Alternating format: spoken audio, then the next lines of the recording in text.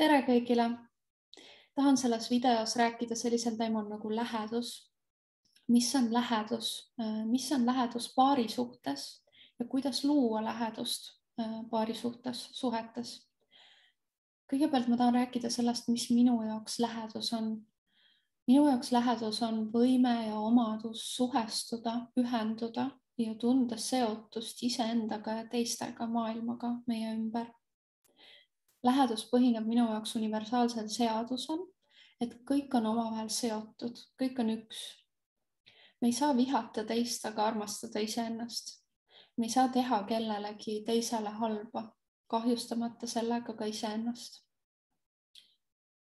Seesama ütlus, see lõik, mis ma just ütlesin, näitab seda, mis meie maailmas ka toimub, et kui palju me tegelikult või kui vähe me seda seotust ja ühendust tunneme ja märkame enda ja maailma vahel tegelikult.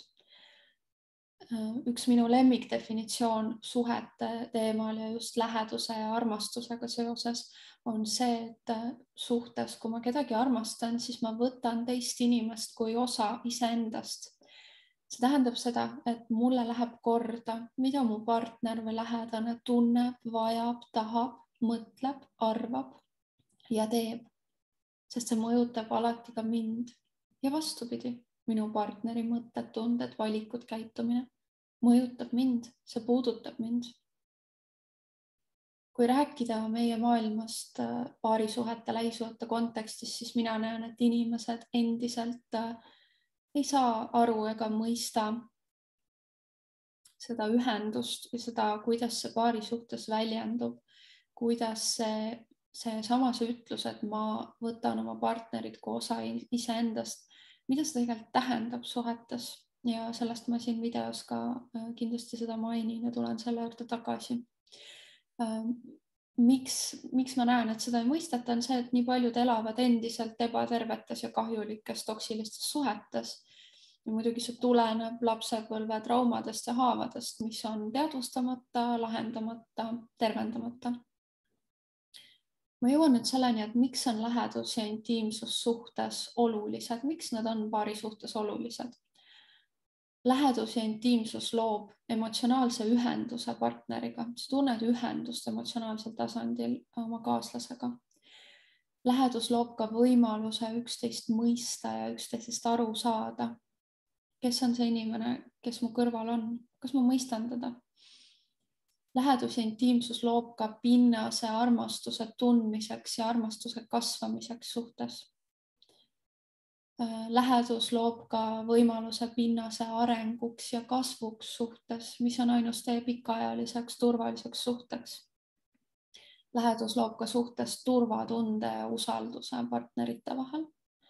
Ja ta loob võimaluse, ma ka enne mainisin seda, aga loob siis võimaluse pikaaegseks suhteks, mis on jätkusuutlik. Mis on, kui nüüd rääkida sellest, et läheduse eeldused suhtes, et mis on need eeldused, tegurid, omadused, kohad, mida on vaja selleks, et luua lähedust teise inimesega suhtes. Siin võib rääkida alustada sellega, millega ma alustaks, on see, et lähedus partneriga tekib siis, kui sa lood läheduse iseendaga.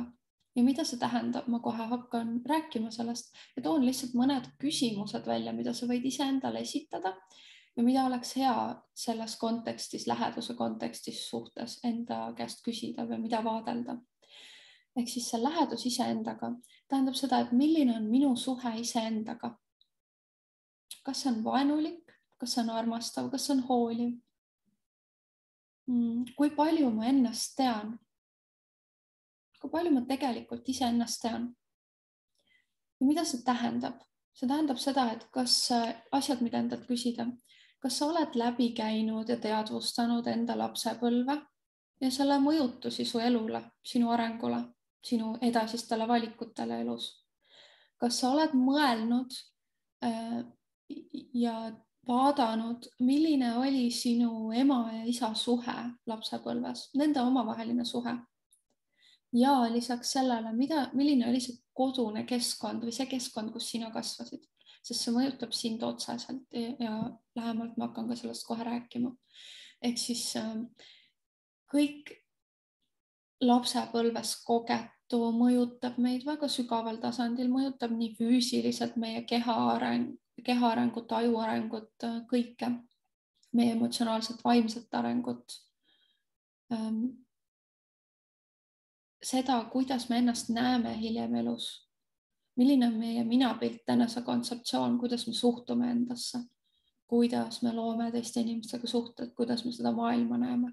Ehk siis see on ka läheduse puhul suhtes oluline mõelda, et kas ma olen läbi käinud oma lapsepõlve, oma esmaste hooldajate ehk vanemate suhted ja kuidas need on mind mõjutanud, mis arusaamad ma endale lõin sellest, mis uskumused ma lõin.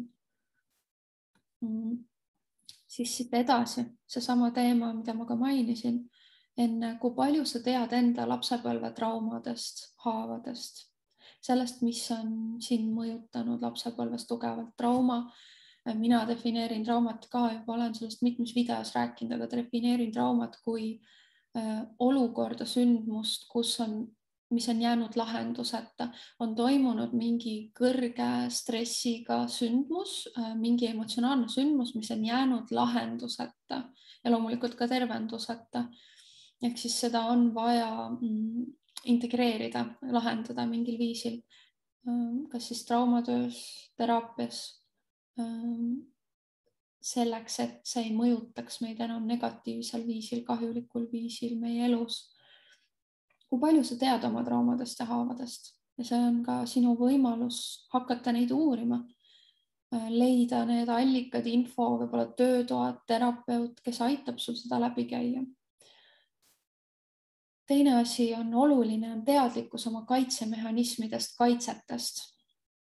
Ehk siis, kuidas sina ebamugavuse ja valuga tegeled, kuidas sa või mitte tegeled, kuidas sa ebamugavuse või valuga,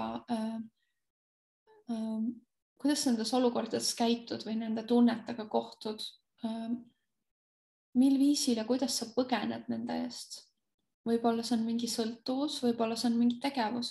Ehk siis teadlikkus oma kaitsemehhanismidest, kuidas mina toimetan, kui on tunded, rasked tunded, valu, ebamugavus, millega mul on raske toime tulla, mis ma siis teen? Sellepärast, et siin on see oluline asi, et suhtes avaldub ja mõjutab seda suhet ja partnerit, kes su kõrval on. Ehk siis, kui sa põgened iseenda tunnete eest, iseenda tunnete ja emotsioonide eest, pead neid mingil viisil ebavajalikuks või tüütuks või ignoreerid või tõrjud neid, see on suuresti alateadlik, siis sa teed seda suure tõenäosusega samamoodi ka oma suhtes partneriga ja tema tunnete ja emotsioonidega. Ma kordan seda veel kord üle. Kui sa põgened iseenda tunnete ja emotsioonide eest, pead neid ebavajalikuks, tüütuks, ignoreerid neid või tõrjud neid mingil viisil, siis sa teed suure tõenäosusega seda sama ka oma suhtes ja teed seda sama oma partneriga. Teed seda sama oma partneri tunnete ja emotsioonidega. See lihtsalt on niimoodi, see toimib suhetes sel viisil ja sellega on võimalus töötada. Ehk siis, kui aus sa enda vastu oled.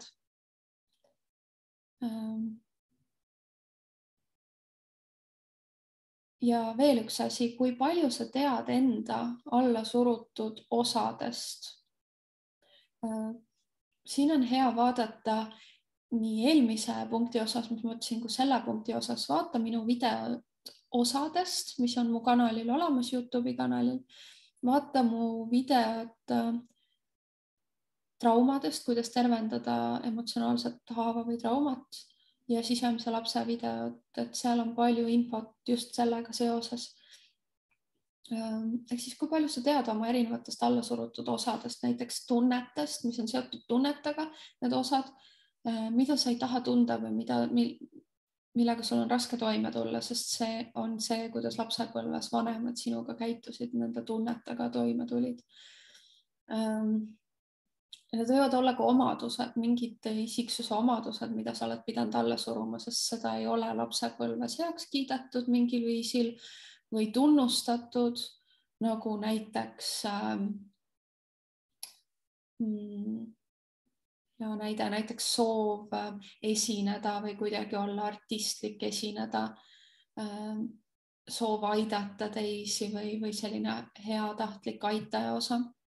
Need on lihtsalt näited osadest, mis võivad olla alla surutud lapsena, kui me ei saa neid väljendada või need peetakse mingil viisil, kas siis selle kultuuri, ühiskonna või vanemate arvamuste, väärtuste tõttu, uskumuste tõttu kuidagi ebasobivaks või ebavajalikuks. See võib olla ka näiteks omadus küsida abi,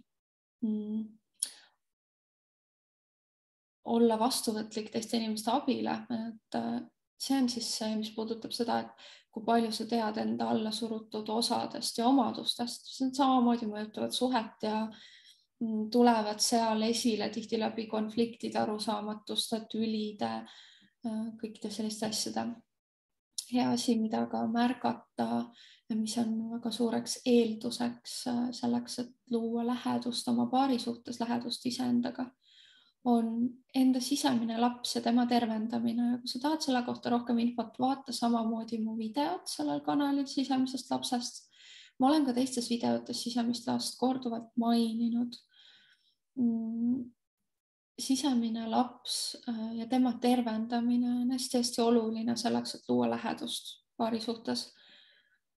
Ehk siis kõik sinu lapsepõlve, traumad, haavad, kogemused, uskumused, kõik see, mis sa kogesid, mõjutab sinu paari suhet.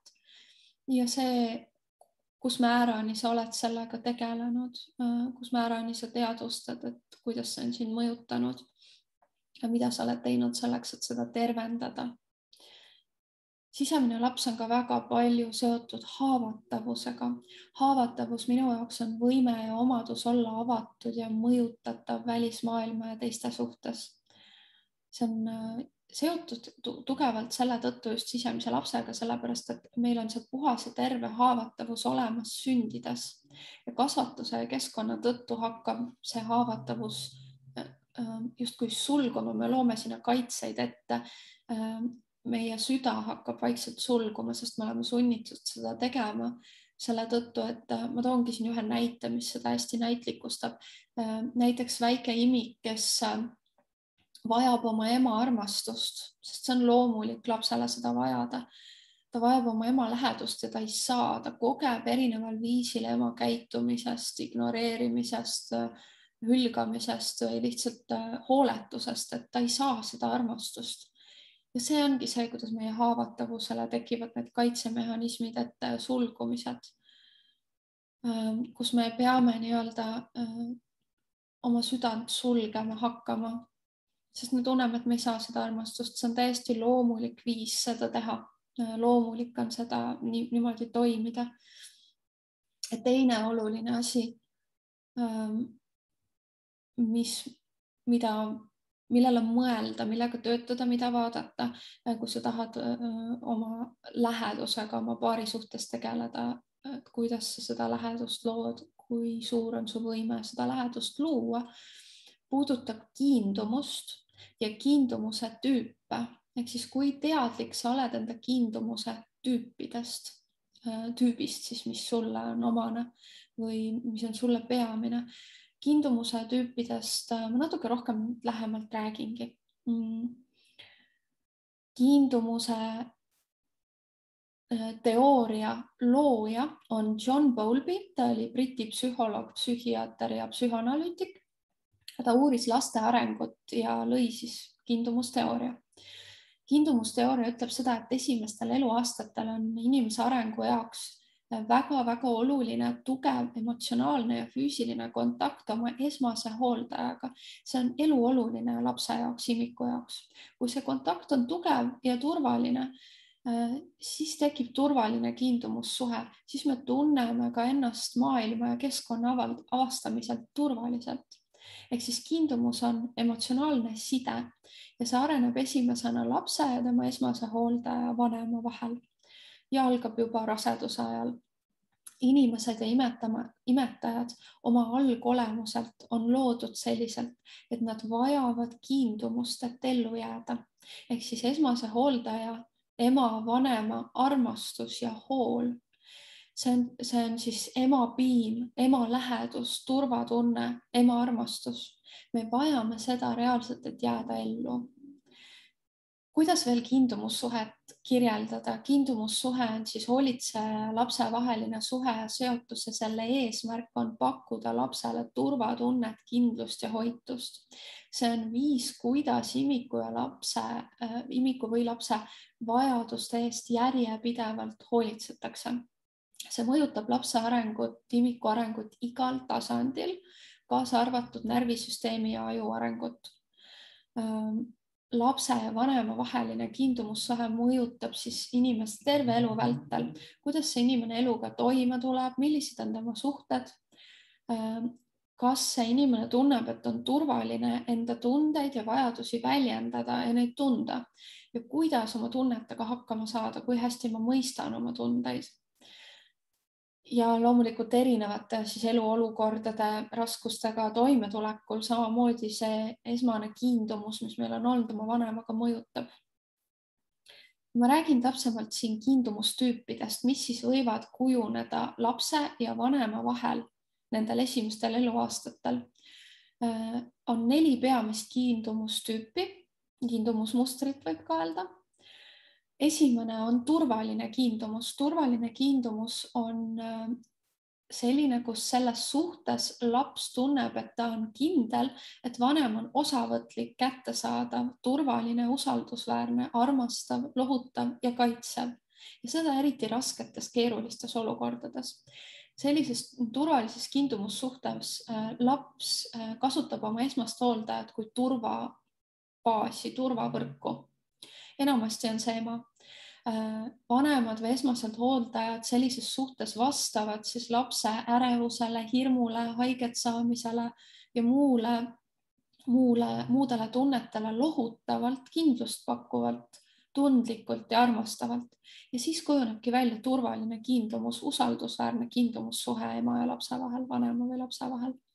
Turvalist kiindumussuhet pakkuvad vanemad peavad lapse vajadusi ja tema lohutamist oluliseks ja pühendavad end sellele. Ja laps tunneb iseennast sellises suhtes olulise armastust väärivana. Ja see usaldus, mis seal tekib ja see armastus kandub siis ka üle teistele suhetele selle lapse elus hiljem. Ta suudab mängida, õppida, suhelda eakaaslastega, suudab uurida keskkonda, toime tulla oma tunnete, emotsioonidega ja taluda ka sellist eraldatust vanematest, et kui ta ei ole lähedal vanematele, ta saab sellega hakkama. Ja see ongi siis selline suhe, kus vanem suudab sellist eakohast võimalust luua sellele lapsele suhestuda maailmaga, et laps saaks eakohaselt ja turvaliselt uurida maailma ja sellega suhestuda. Et see on siis kõige tervem, ta on ainus terve kiindumussuhe. Järgmine kiindumussuhte tüüp on ärev kiindumus. Ärevas kiindumussuhtes laps pole kindel, kas vanem on osavõtlik, turvaline, hooliv, kaitsev ja armastav, kui laps seda vajab. Ehk siis ärev kiindumussuhe areneb siis, kui vanem on kas tõrjuv või ebajärjekindel, ehk siis ta on ennustamatu käitumisega lapse jaoks. Kui vanem on lapse suhtes õrna või vähese sensitiivsusega, tal on nagu raske häälestuda oma lapsega ja mõista teda, raskusi tajuda oma lapse vajadusi, tundeid ja neile adekvaatselt reageerida. Või kui vanem reageerib pigem endast olenevalt, enda vajadustest, tujudest olenevalt, meeleoludest olenevalt, mitte lapse vajadusi silmas pidades. Ja ta jätab niimoodi siis lapse ebakindluse meelevalda, sellisesse ebakindlasse olekusse, et kas ma nüüd saan oma tundeid ja vajadusi väljendada ja kas nad on rahuldatud, minu vajadused või mitte. Seal on kogu aeg selline ebakindlus, ühel hetkel ta võib-olla saab seda, teisel hetkel ei saa ja laps õpib kohanema vastavalt oma vanemale sel viisil. Ärevas kiindumussuhtes ka laps õpib olema klammerduv, ta kipub olema klammerduv just selle ebakindluse tõttu, et ta on vanemast lahutamisel murelik ja kardab tihti ümbritsevat ja see on seotud selle vanemate ebapiisava kättesaadavuse ja pideva sellise mahajätmisohuga. Ebakindlalt reageerivate vanemate laps tihti võimendab siis seda kiindumust, kas siis väljendab ärevust, hirmu, meeleheidet. Ja see eesmärk on see, et olla vanemate poolt märgatud kogu aeg, püüdes saada seda tähelepanu, armastust ja märkamist, et tunda kontrolli olukorra üle. Sellised lapsed siis oma vanemate suhtes on ebakindlad ja kahtlustavad, nad käituvad kuidagi meeleheitlikult või klammerduvad tihti ja täiskasvanud saades on nad lähisuhetes ebakindlad, vajavad palju toetust, julgustamist, nad kardavad hülgamist, kardavad mahajätmist, hülgamist, on enda suhtes tihti väga kriitilised, madala enesehinnanguga. Neil on raske oma tunnetega toime tulla, neil on raske reguleerida enda emotsioone. Raske siis endaga sisemiselt toime tulla. Järgmine kiindumustüüp on vältiv kiindumus. Vältivas kiindumussuhtes puudub lapsel kindlus, samamoodi nagu eelnevas tüübis, et tal puudub kindlus, kas vanem on osavõtlik, turvaline, hooliv, kaitsev, armastav ja ta eeldab pigem, et teda ignoreeritakse või lükatakse eemale, mis on siis erinev sellest eelmisest kiindumustüübist, et ta pigem eeldab, et teda ignoreeritakse või lükatakse eemale. Tal on sellises suhtes vanemal on raske lapse raskuste emotsionaalsete vajadustega toime tulla, ta on nende suhtes pigem tõrjuv ja jätab pigem reageerimata ehk siis ignoreerib. Kui lapsel on emotsionaalsed raskused, laps vajab midagi, siis ta pigem kas ignoreerib, naeruvääristab last mingil viisil, ärritub mingil viisil või on emotsionaalselt kättesaamatu ehk siis eemaldab ennast. Sellised vanemad tihti ootavad oma imikult väga noorelt lapselt justkui eakohaselt ebasobivat iseseisvust või hakkama saamist, et laps ei ole selles eas võimeline enda emotsioonidega toime tulema või hakkama saama, aga vanem ootab seda iseseisvustelt, et justkui ta oleks nagu täiskasvanu, peaks saama hakkama. Sellises vältivas kiindumussuhtes püüab laps minimeerida siis enda vajadust, oma vajadusi ja vajadust siis oma vanema järgi, et kuidagi distantseerub ennast vanemast, hooldajatest ja ta õpib endasse tõmbuma ja väldib abi küsimist. Hiljem siis ja sealt tekivad loomulikult uskumused selles lapses ja elus ta püüab elada elu selliselt, et ta ei küsi või ei otsi armastust ja toetust, abi teistelt inimestelt. Tihti selle tõttu siis, kuidas selle kiindumustüübiga laps koges oma vanema kohalolu, mitte kohalolu, seda ignoreerimist, tal on raskusi just elus rasketes olukordades toimetulekuga, et ta tihti jääb raskustega üksinda ja see on keeruline talle sellega hakkama saada ja ta ei õpi oma tundeid mõistma ja neid kuidagi nendega toime tulema. Ja see mõjutab tema toimetulekut ja elu, kõike, millega ta elus kokku puutub. Ka selle vältiva kiindumustüübi puhul see inimene hiljem elus ei oska tihti mõista oma tundeid või neid väljendada, oma mõtteid ja tundeid teistele inimestele, näiteks oma partnerile, tal on raske seda teha. Ta pigem selle asemel põgeneb või väldib seda kuidagi, seda olukorda.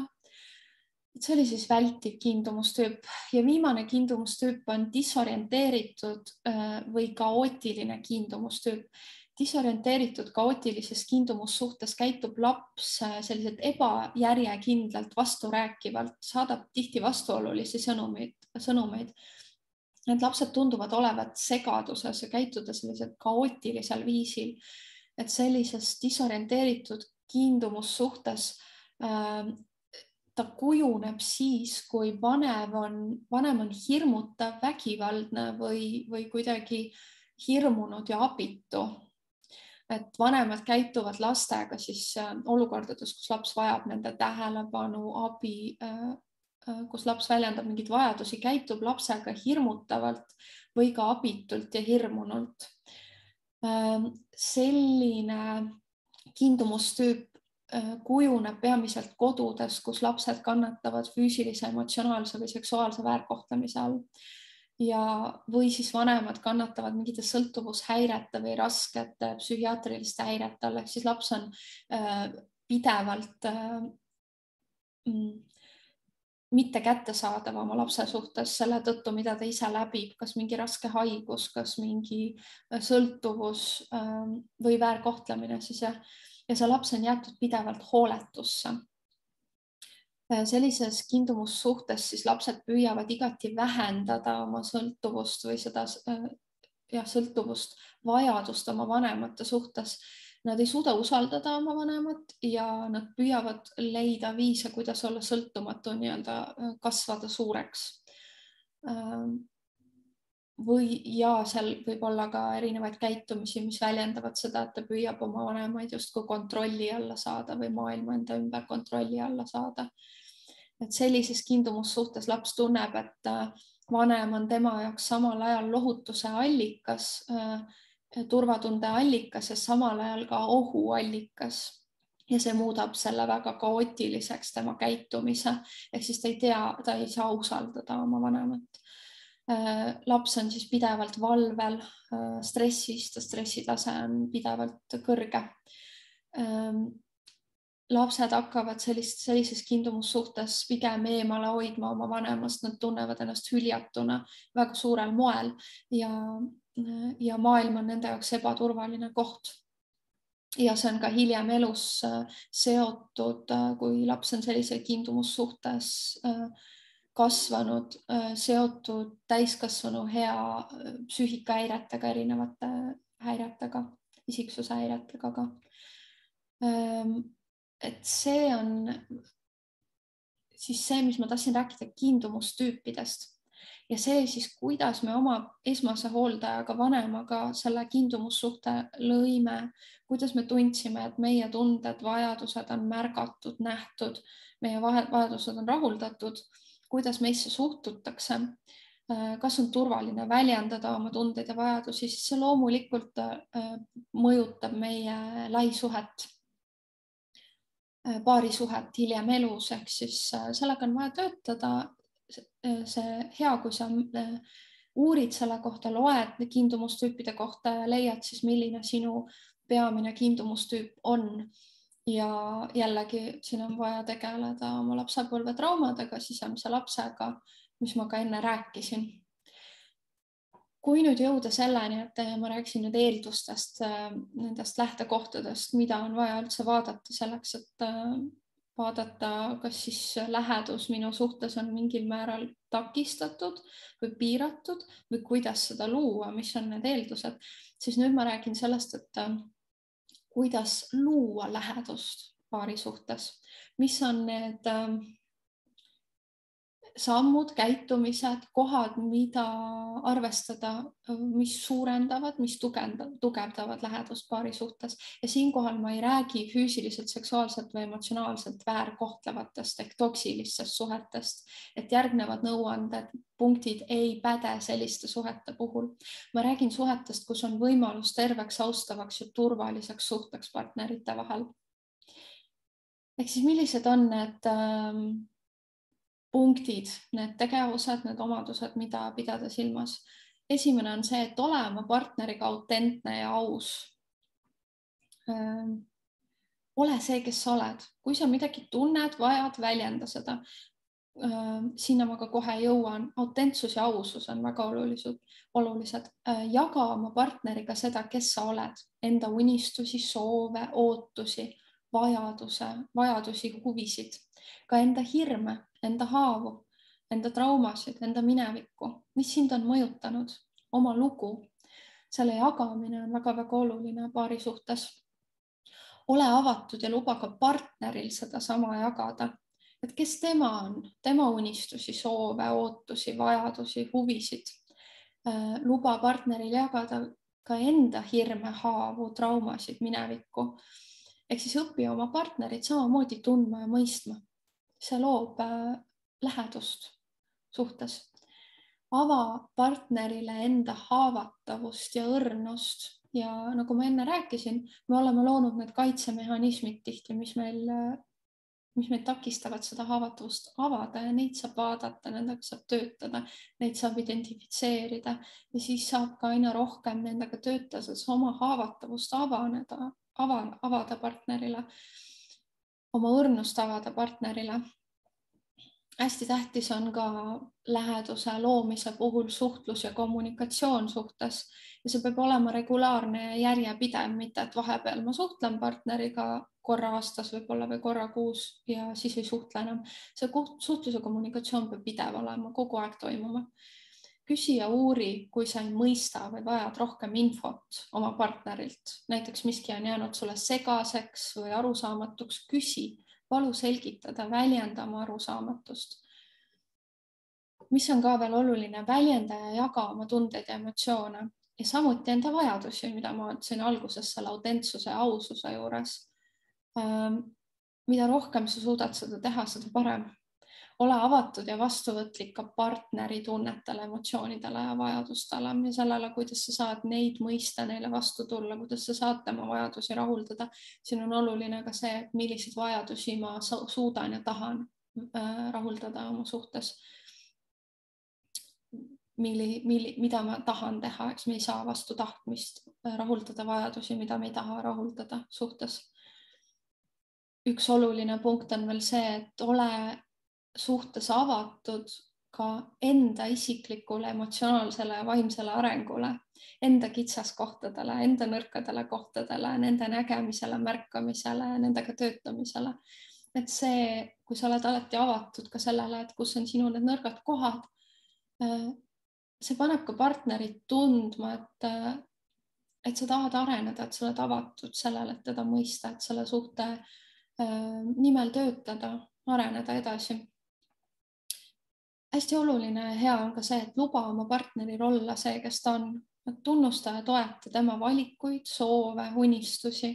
Anna partnerile ka vabadust eneseteostuseks, enda väljendamiseks ja vabadus enda ruumiks, selle loomiseks, ehk siis üksi olemise aeg, see aeg, kui su partner teeb oma asju, on üksi, tegeleb iseendaga. Mis on veel oluline, et luua lähedust paari suhtes on konfliktide ja tülide korral keskendu sellele, kuidas leida mõistmine üksteise suhtes, üksteise vahel ja parandus ja lahendus sellele olukorrale, sellele konfliktile, mis tekkis. Ja on oluline siinjuures arvestada mõlema osapoolega, mõlema tunnete, vajaduste ja huvidega. Ehk siis selline win-win olukord, kus mõlemad võidavad, kus mõlemad tunnevad, et nende vajadused, huvid ja tunded on kaasatud, mitte kompromiss. Kompromiss tähendab alati seda, et üks pool võidab, teine kaotab, üks pool peab või mõlemad, et peab mingil määral oma vajadustega, nende mitterahuldamisega leppima või enda soovidega. See on tegelikult kompromissi olemus. Mis on veel oluline hea, et leida lähedust paari suhtes, on leia ühiseid meeldivaid tegevusi, hobisid, ühiseid sihte, mis mõlemale sobivad ja meeldivad. Mis on need tegevused ja huvid, mis teid seovad omavahel, et see on väga hea viis läheduse ühenduse loomiseks suhtes. Ja viimane on see, et tunnusta ja too välja oma partneris külgi, omadusi, tegevusi, mis sulle tema juures meeldivad, mida sa hindad ja väärtustad. Näiteks, et sulle meeldib tema sihikindlus või sulle meeldib tema hoolivus, tema empaatilisus, too neid välja, räägi talle sellest, kui sa märkad temas midagi, et ta tegi midagi, mis sulle meeldis, mis sulle väga südamesse läks ja korda läks, siis jaga seda. Lõpetuseks ma tahan veel öelda seda, et ma soovitan väga uurida imago suhteteraapia teooriat ja selle õpetuse kohta. Selle kohta on kirjutatud raamatuid, pane Google'isse imago suhteteraapia, sa leiad selle kohta päris palju infot.